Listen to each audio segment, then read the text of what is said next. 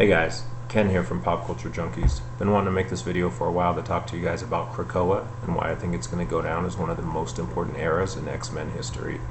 Let's go!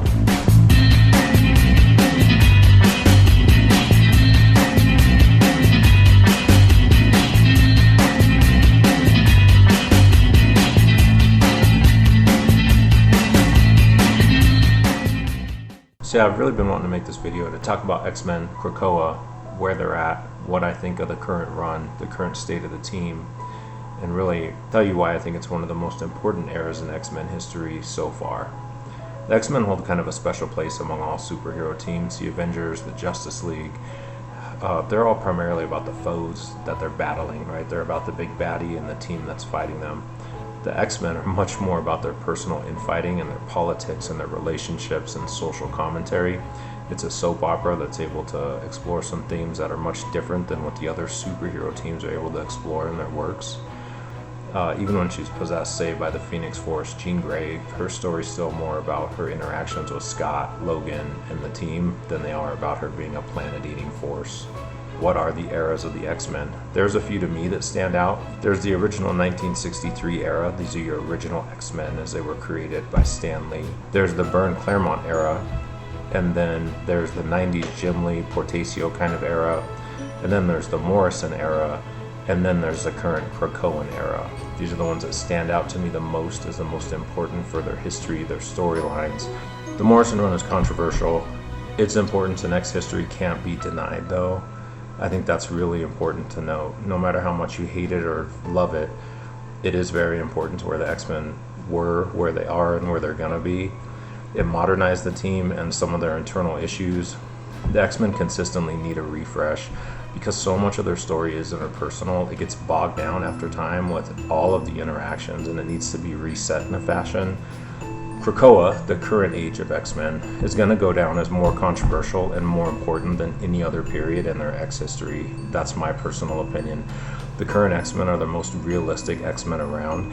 I don't mean realistic costumes like when they ditched the yellow spandex for the black leather in the Morrison run. I mean they're a realistic depiction of a marginalized people who suddenly have a means to forcefully make the world treat them with equality whether they want to or not. The Krakoan era began with House of X and Powers of X. Jonathan Hickman was brought in by Marvel to begin yet another refresh of the X-Men. Hickman really brought the heat for this series. There's so much in Hawks and Pox to discuss. There's so many story hints for the future that haven't even been addressed 2 years later. I'm hoping they don't just fall by the wayside like so many other X-Men story threads, because there's some really cool things they did in those books. The big takeaway to catch you all up is this. Moira McTaggart is a mutant. Her mutant ability is essentially reincarnation. She's lived through 8 or 9 lives, I think, of full lives of watching the X-Men and all mutants essentially be wiped out in some fashion by humanity. So she and Xavier, who's now wearing Phantom X's body and going by X and can walk, that's why you don't see him in the wheelchair, and Magneto kind of concoct this new plan, and it's really that the mutants aren't taking anyone's crap anymore. They use their abilities to make drugs that cure disease and cancer, begin selling them across the world as a corporation, planting these teleportation gates to this island of Krakoa. The island itself is a living mutant, which comes into play in some later issues of the book, and it becomes this new haven. Some of you may think this is similar to the Utopia storyline, and it is, in one sense. In another, it is completely different, and you really have to read the book to get the nuances of the two. I really prefer the Krakoa storyline. Utopia was just a generic utopia. Krakoa is really showing them going through the growing pains of forming a nation in a world that really didn't want to deal with them at all. So they establish a ruling council, the Quiet Council. The council is split into 4 groups. They're named after the seasons, right? Summer, fall, spring, winter, or autumn. Autumn is Professor X, Magneto, Apocalypse. Spring is Black King, White Queen, and Red Queen. Summer is Jean Grey, Nightcrawler, and Storm. Winter is Exodus, Mr. Sinister, and Mystique.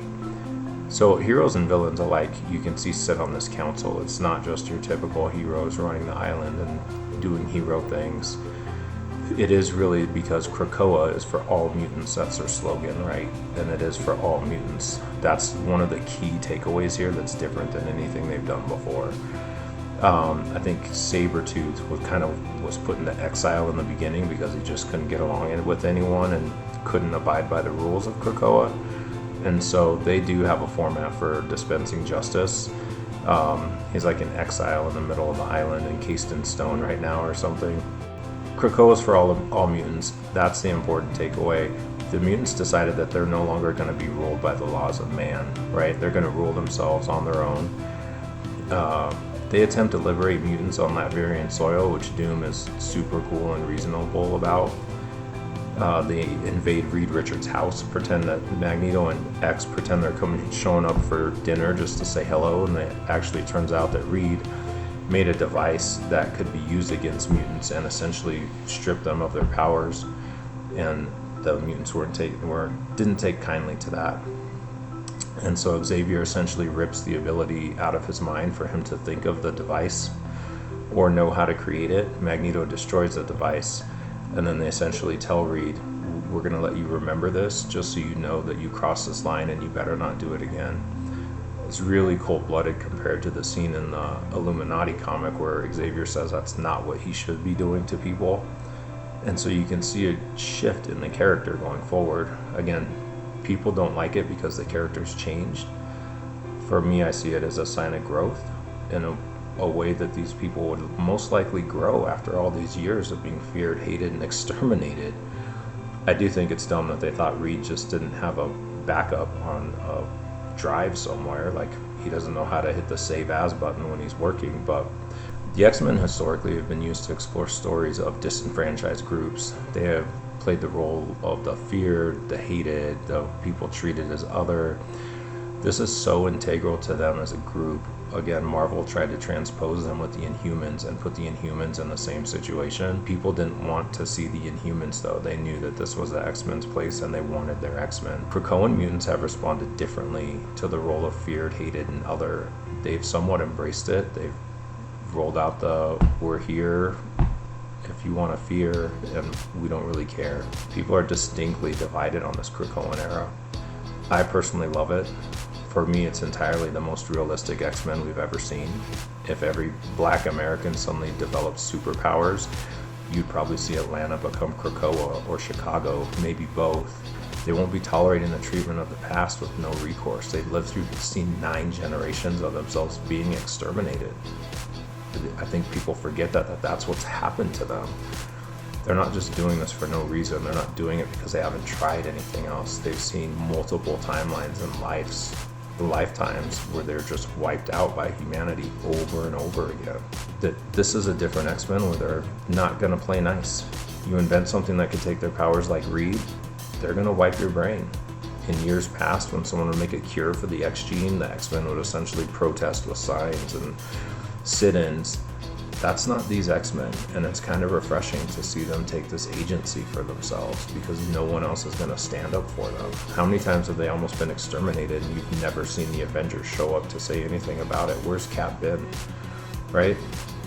We talk about the way that the X-Men are treated and sent to concentration camps, etc. You'd think the flag-bearing hero from World War II would be somewhere doing something about it. You just don't see it. It is a comic problem where the Avengers can't be everywhere. So logistically, out of world, out of character, breaking kayfabe, whatever you want to call it, I do understand why Cap can't be there. But when you're trying to divine the reasons that characters are doing something in universe, you have to respect those things in universe. And it's true, the Avengers aren't there to help them. They've most often fought against them. There are people who don't like this change. They want their X-Men of old. Those X-Men will certainly be back because comics are cyclical. The world on the big screen isn't ready for Krakoa. No more standing around and feeling sorry for themselves, waiting for Trask, Wanda, or Cassandra Nova to decimate their ranks. They're really taking their agency and really making a spot for them within the world and within the solar system and universe if you're up to the current books. For now, though, the X-Men is better than it's ever been, in my opinion. It's just such a different take and such a more realistic take of what these people would do. Not all the books are stellar by any means. Hellions, Marauders, and X-Men are my picks. Some people are really preferring Excalibur, but I lost interest after the X of Swords crossover. It was nice to see them split Betsy and Quanon into their own people, instead of Betsy essentially wearing yellow face for 3 decades and no one doing anything about it. New Mutants has a decent fan base. I lost interest pretty early in that book. Some other people really enjoy it. They did have a really great scene in the latest issue. This would be early September 2021 right now, where the mutants on Krakoa can essentially live forever. They have the cerebral backup of every mutant's brain and a group of 5 mutants who, together with their powers, can regrow any mutant. And so they essentially can regrow themselves, clone themselves, and then put a backup of their brain in that body. And so they can remember anything up to when that backup was made.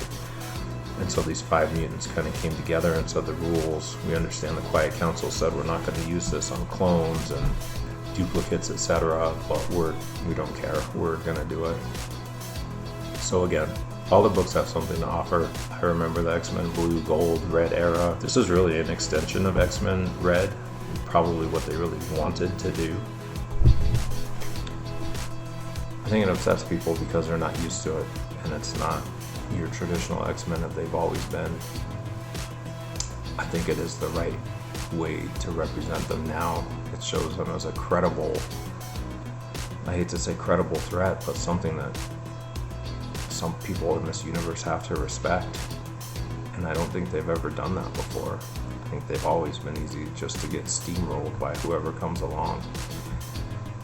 I think the next exploration for them is really going to be the growing pains of a nation. What are they going to do now that Mystique is so disenfranchised? One of the things that they did do on the council, let's say they wouldn't resurrect any precogs who could see the future in any sense.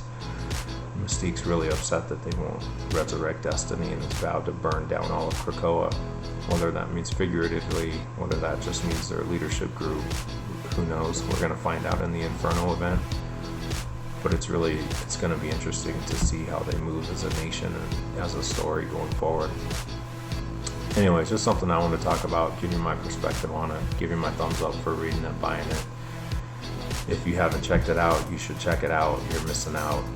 And yeah, if you like this kind of content, hit that like and subscribe, and we'll see you next time. Thanks, guys.